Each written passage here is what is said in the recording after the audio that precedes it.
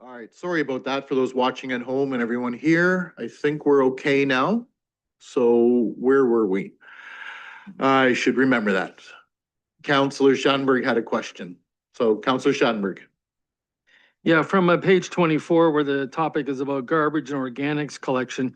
If somebody at a Herbie Kirby, would they be able to use that for their garbage display, assuming they've put a sticker on it?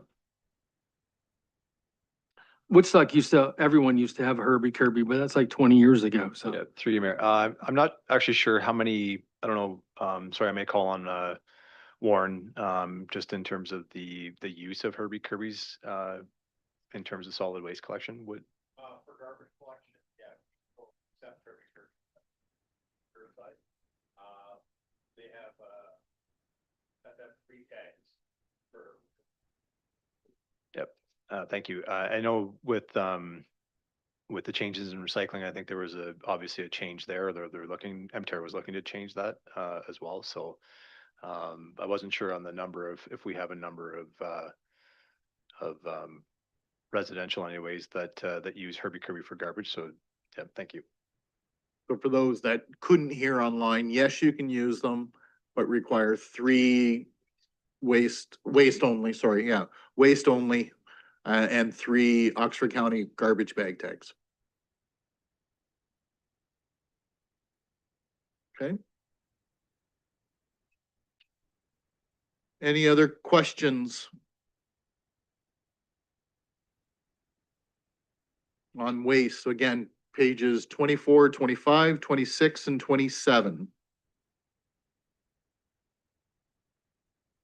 Let's see. Yes. Can I just maybe make a note? There's a question before about frontline staff, and I just wanted to make a note that there was a number of hours that were moved out of the solid waste area and put into the roads area as a result of the recycling move. So with losing recycling, we did shift labor resources, frontline labor resources into the roads operating area. Thank you.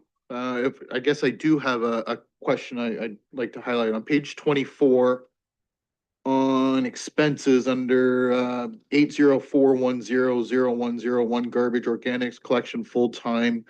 You see quite an increase. Is that safe to say that's also due to some illegal dumping, labor costs and things? Because that is a $273,860 additional. Of course, that's not all garbage. I hope not, but Through you, Mayor, to the Mayor. So this budget line is actually for co-collection at curbside only. So this number is what we would anticipate for that curbside collection for the service just at curbside. So anything that's tag based, as well as obviously green bin. So that's what that number it represents. That number represents the staff allocation for that. The dumping element actually is something that we see. There's part within our roads area that's the public works cleanup budget line, and you can see from that section there is an increase from 25 to 26, and that's in part for two reasons. One being obviously with bag tags and the price increasing, there is an increased cost for that. We were anticipating some dumping, I'll say illegal dumping. However, we're certainly seeing much more than we were anticipating. So in terms of that budget area, that represents what we were anticipating at that time, but we will very likely see much more considering what we are seeing now. Thank you for clarifying that. Any other questions for waste under section or pages 24 to 27?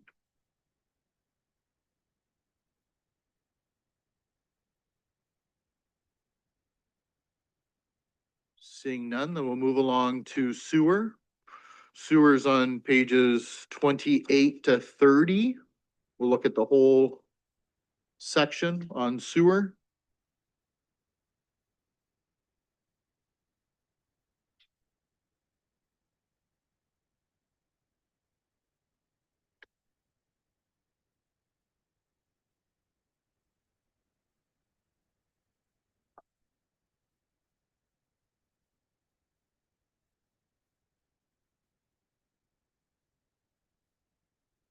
Not seeing any questions on sewer.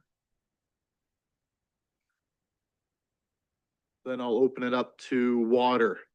Now, water's a bigger section.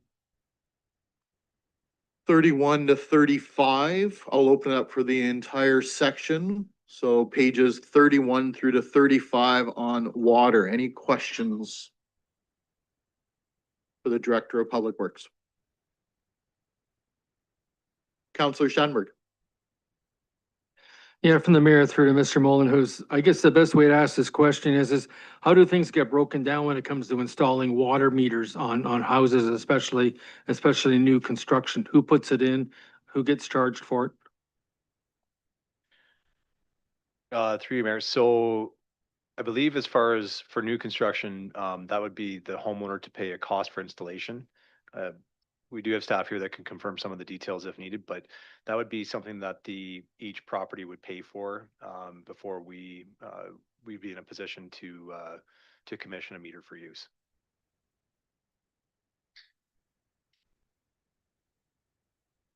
Continue. Yeah, just as a follow-up, it would just seem that in 2025, 113,000 there for the sale of residential water meters, kind of confuses me. What happened last calendar year that the number got so high? Sorry, what budget line is that? The sale? What page? Yeah, revenue on page 31. It's about halfway down the first section, sale of residential water meters. Yeah, 69562-0. 69562, okay. And sorry, are you asking in relation to the additional from 25? Yeah, why the number was so high in 2025 and why it's predicted to go back down, I guess, in 2026. Yeah, so I think some of this is obviously tied to our growth, our planned building permit growth in the year, we'll say. Sometimes depending on how quickly some can come to market from new development, that may impact where we were budgeting for 90,000 last year and then achieved higher than that. And then for this year, I mean, we're taking our best guess off of what we think will be the growth plan for the year. And so, that's where the 26 budget comes from.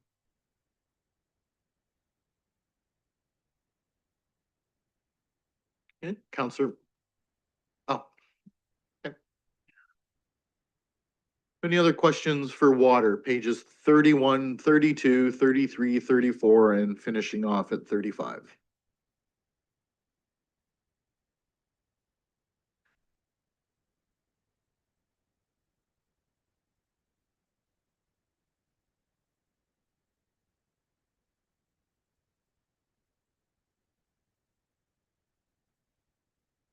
So not seeing any, this finishes off.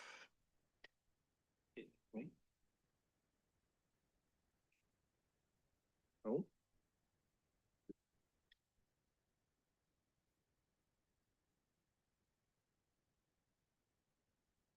Right. Okay. The CAO just caught something. Fleet is not here in our agenda. So that's pages 36 and 37. So thank you for catching that. Any questions on fleet? Councillor Wismer Van Meer. Through you, Chair, to Mr. Molyneux, this is just to clarify, this is the new budget lines that you were speaking about in your presentation for like the garage and fleet and all that, correct? That's correct. So this is presented as a standalone cost center. Before it was within the Public Works Administration budget as garage. And so you can see, if you flip back to the roads area, you can see that there's the garage is still within that just for reporting for 25. But then there's also, we've tried to take what we had for reporting in 25 and those results, for the budget, for garage would have been transferred to what we're presenting here in fleet. So that's why you see those 25 numbers for budget. And then we've obviously made that change to make this a standalone cost center for 26.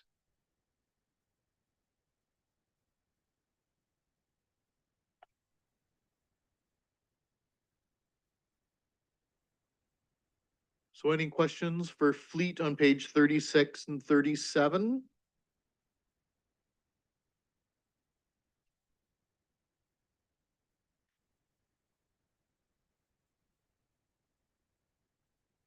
I'll look at the director, I think. Anything else you'd like to mention beforehand? We're good? Okay. Nothing else for the Director of Public Works? Seeing none, thank you very much. Okay, thank you for your time. Next up, we'll invite the CFO, Ms. Harper, for Administrative Services.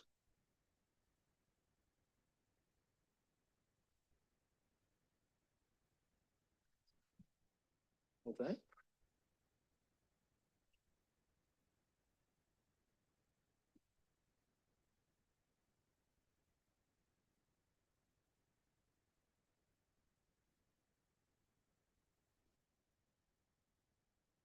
So for those watching at home, we're gonna be talking about pages 1 to 4, 5 to 6, and 7 to 12 spread out, so.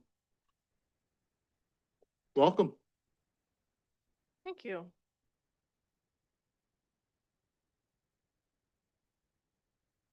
So good evening, Mayor and Council. I'll be commenting on the Treasury, Debt, Grants, Miscellaneous Property sections of the 2026 preliminary budget. Mr. Sneeve, our Deputy Treasurer, will be providing an overview of the Administrative Services Departments. We'll be first discussing the 2026 revenue budget highlights, reflecting on our 2025 goals, or 25, and then going to our 2026 goals.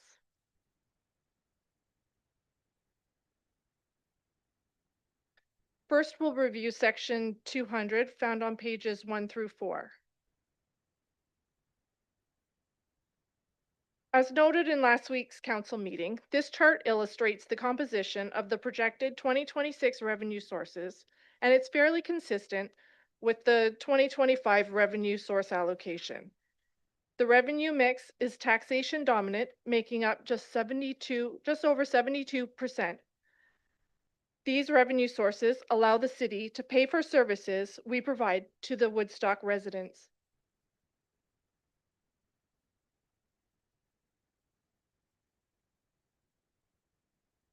So starting with page 1, the revenues in this section include a variety of revenues that benefit the city as a whole rather than any specific department, and include taxation and additional taxes, payment in lieu, grants, investment income, and various reserve and reserve funds.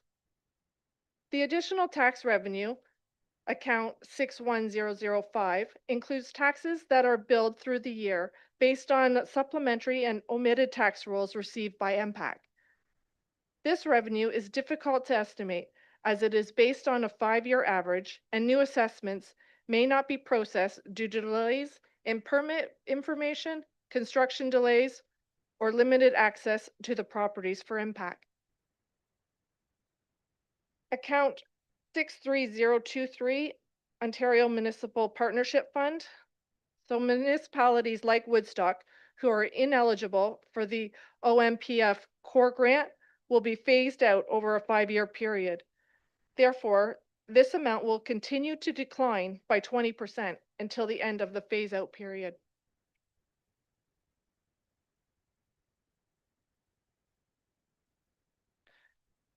Found under account 69319, the Slot Machine Reserve Fund, we have used our regular allocation process with the exception of the recently updated transit subsidy that council approved, going from 30,000 to 60,000, allowing staff to address the wait list of the program.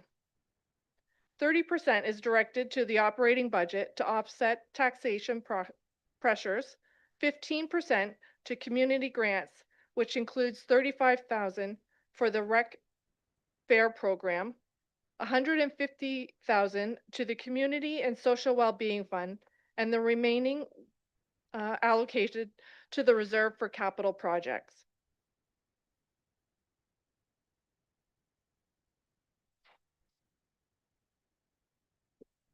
So found on pages 2 and 3 are the Treasury expenditures.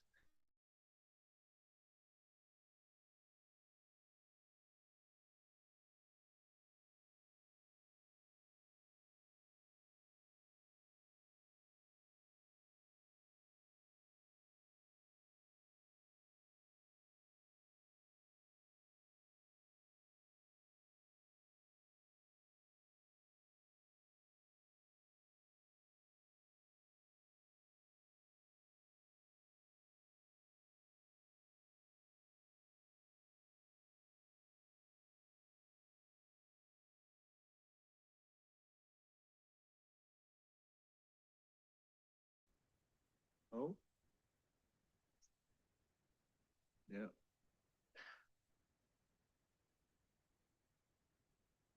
We just get a thumbs up from the back. Are we still live? No? Okay, we're gonna take another